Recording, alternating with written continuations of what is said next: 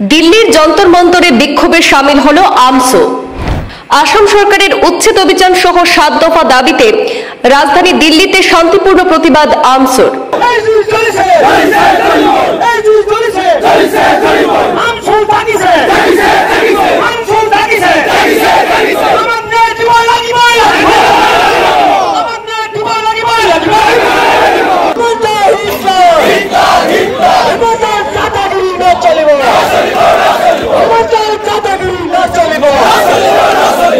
আসাম রাজ্যে সংখ্যালঘুদের লক্ষ্য করে পরিচালিত উচ্ছেদ অভিযান এবং পুশব্যাক প্রক্রিয়ার প্রতিবাদ সহ 7 দফা দাবিতে দিল্লির যন্তর মন্তরে অবস্থান ধর্মঘটে শামিল হল all Assam minority student union অর্থাৎ আমসো।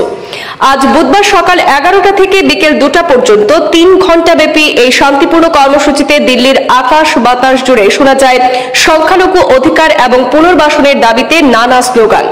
এই কর্মসূচিতে নেতৃত্ব দেন আমসোর কেন্দ্রীয় কমিটির সভাপতি রেজাউল করিম সরকার, কার্যকরী সভাপতি আইনজীবী ইমতিয়াজ হোসেন, সাধারণ সম্পাদক মিন্নাতুল ইসলাম এবং কুদ্দুস আলী সরকার।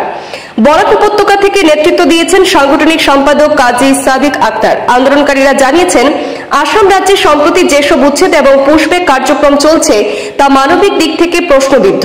এ নিয়ে জাতীয় পর্যায়ে দৃষ্টি আকর্ষণের লক্ষ্যে দিল্লিতে এই কর্মসূচি নেওয়া হয়েছে। ধর্মনিরপেক্ষ মনোভাবাপন্ন বিশিষ্টজনদের পাশাপাশি দিল্লির জমিয়ত উলামায়ে হিন্দ সহ বিভিন্ন সংগঠনের প্রতিনিধিরাও এই অবস্থান কর্মসূচিকে সমর্থন জানান। শেষে সংগঠনের পক্ষ থেকে দেশের প্রধানমন্ত্রীর উদ্দেশ্যে একটি স্মারকলিপিও জমা দেওয়া হয়। নেতারা জানান, দাবি পূরণ না হলে গণতান্ত্রিক উপায়ে আন্দোলন আরো জোরদার করা হবে। আমি সংখ্যালঘু জনগণের হই যে পুশব্যাকের নামত অত্যাচার, যে বিবেকের নামত অন্যায়ের অত্যাচার আর যে ধরনের অমানবীয় ভাবে দানবীয় কায়দারে হত্যা সংখ্যালঘুসকলক যাতায়াতিক পরিবেশত জীয়াই থকাৰ পৰিৱেশ সৃষ্টি হিমন্ত বিশ্ব শৰ্মা ডাঙৰীয়াই কৰি আছে। ইয়াৰ জবাব অসমৰ মুখ্যমন্ত্ৰী হিমন্ত বিশ্ব শৰ্মা ডাঙৰীয়াক ভয়াবহ গণতান্ত্ৰিক আন্দোলনৰ জৰিয়তে দিব লাগিব। ইয়াৰ পৰাই আমি কঁকালত গামোচা বান্ধি সিদ্ধান্ত লৈ যাব লাগিব।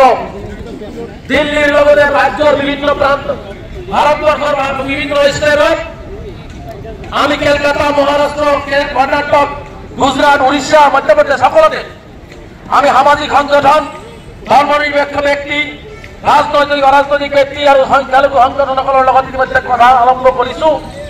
তেওঁলোকৰ লগতো হিমন্ত বিশ্ব শৰ্মা ডাঙৰীয়াই অসমৰ সংখ্যালঘুক এই বৰ্বৰ আৰু হিংসাৰী কায়দাৰে যি অন্যায় অত্যাচাৰ উচ্ছেদৰ নামত কৰি আছে আৰু মিডিয়াগিৰিৰ নামত কৰি আছে, ইয়াৰ উত্তৰ বিচাৰি আৰু এই কথাবিলাক সমগ্ৰ ভাৰতবৰ্ষত লৈ যাম সেই সিদ্ধান্ত গ্ৰহণ কৰিছো। ইতিমধ্যে মই আজি ঘোষণা কৰিছো, আগতেও ঘোষণা কৰিছিলো, দিল্লীৰ পৰা গৈ প্ৰতিজন আমচুৰ কৰ্মকৰ্তাই নিজৰ নিজৰ অঞ্চলত কব যে আমচুৱে 6টাকে গড় প্ৰতিবাদী সংগ্ৰামী সভা আহ্বান কৰিছে।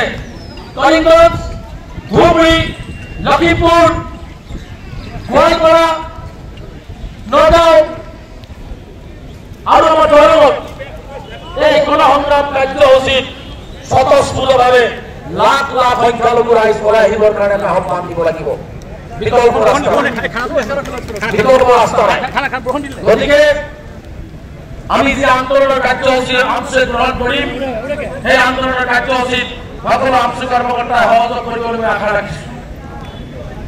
আৰু হিমন্ত বিশ্ব শৰ্মা ডাঙৰীয়াক ইয়াৰ পৰা এটা বাৰ্তা দিব বিচাৰিছো যে আপুনি বলডুজাৰ, আপুনি পুলিচৰ লাঠি, আপুনি পুলিচৰ কুপ, পুলিচৰ ভয় দেখাই আমচুৰ গণসংগ্ৰাম আপুনি ৰোধ কৰিব নোৱাৰে। আপুনি ৰোধ কৰিব নোৱাৰে। স্পষ্টভাৱে আপোনালোকক কৈছো যে আমি আমাৰ এই আন্দোলন অব্যাহত ৰাখিম। আপোনালোকেও ইয়াৰ পৰা আন্দোলন কৰি যাব লাগিব। গতিকে কাইলৈ আমচুৰ কৰ্মকৰ্তাক মই এটা আহ্বান জনাইছো, কাইলৈ আমাৰ এটা ছেমিনাৰ আছে কনষ্টিটিউশ্যন ক্লাবত। আজি যেনেকুৱা আপোনালোকে উঠা উঠি অলপ কৰিছে, কাইলৈ সেই হলত উপস্থিত হ'ব। কাৰণ ভাৰতবৰ্ষৰ বিভিন্ন প্ৰান্তৰ বহুত ডাঙৰ ডাঙৰ বিজ্ঞ ব্যক্তি আমাৰ সংখ্যালঘু ৰাইজৰ ন্যায় নিৰাপত্তাৰ কাৰণে আহিব।